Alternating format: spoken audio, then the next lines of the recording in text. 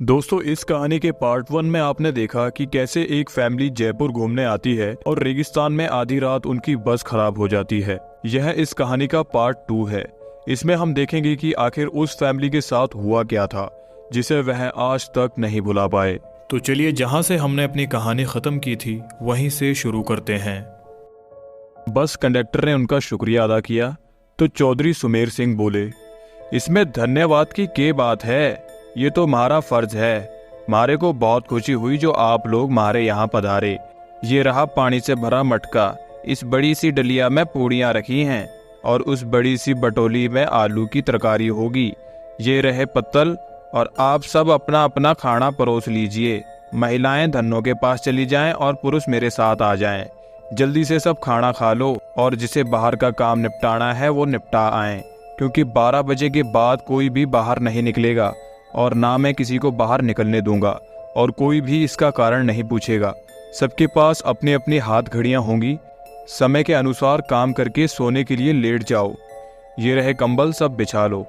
हम सब ने चौधरी सुमेर सिंह की सारी हिदायतों के अनुसार काम किया और कंबल बिछाकर लेट गए। जिनके पास अपने अपने शॉल और चादर थे वे सब ओढ़कर लेट गए। क्योंकि मेरे पास ओढ़ने वाला बड़ा कंबल था, इसलिए मैंने बेटे को अपने साथ ही सुला लिया और मेरी पत्नी औरतों के साथ अपना शॉल ओढ़कर लेट गई। चौधरी जी ने एक बार फिर से सबको बाहर ना जाने की हिदायत दी और सबको सोने के लिए कहा। लगभग 12 बजे के बाद ना जाने कंडक्टर को क्या सूझी, उसे बीड़ी पीने की तलब लगी और वो बाहर जाने लगा। चौधरी जी ने उसे बहुत रोका लेकिन वो नहीं रुका। कंडक्टर के बाहर जाने के बाद चौधरी जी ने जल्दी से कोठरी के किवाड़ बंद किए और साथ में पटरे की मदद से किवाड़ को मजबूती से बंद कर दिया कि कोई भी भीतर ना आ सके, और सारे रोशनदान और खिड़कियों को भी बंद कर दिया। कुछ देर के बाद बाहर से बहुत बुरी बुरी और डरावनी आवाजें आने लगी। साथ में कंडक्टर की भी आवाज सुनाई दी। वो चिल्ला चिल्ला कर बचाओ बचाओ चिल्ला रहा था। कोठरी के कुछ लोग कंडक्टर की मदद के लिए बाहर जाने लगे, लेकिन चौधरी जी ने उन सबको ये कहकर रोक दिया कि अगर सब बाहर गए तो वो सर्वनाश हो जाएंगे। वो शैतान अगर भीतर आ गया तो हम में से कोई भी जिंदा नहीं बचेगा। सब अपनी जान के विषय में सोचकर पीछे हट गए। फिर चौधरी जी ने सबको कहा कि सब अपनी अपनी जगह पर लेट जाएं और उनकी बात मानना हम सबकी मजबूरी थी। हम सब ने वही किया जो चौधरी जी ने कहा। एक आध घंटे बाद सबको नींद आ गई। हम सब सुबह जागे तो वहां का मंजर देखकर दंग रह गए। हम सब रेत पर लेटे थे और वहां से कोठरी गायब थी।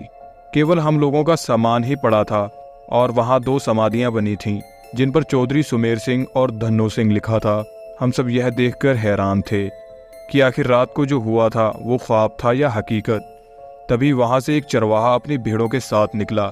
उसको हम लोगों ने सारी बात बताई तो उसने बताया कि यहाँ बहुत समय पहले एक सराय हुआ करती थी जिसकी रखवाली चौधरी सुमेर सिंह और उनकी पत्नी धन्नो किया करते थे, और उन दोनों के स्वर्गवास के बाद आज भी उनकी आत्माएं भटकते हुए मुसाफिर की मदद करने आती हैं।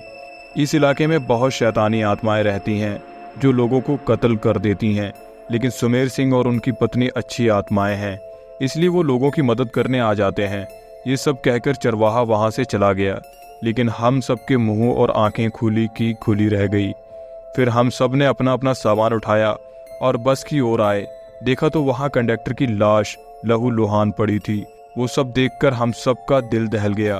थोड़ी देर के इंतजार के बाद वहां से एक दूसरी बस गुजरी और हम सब उसमें बैठकर अपने मंजिल की ओर रवाना हो गए।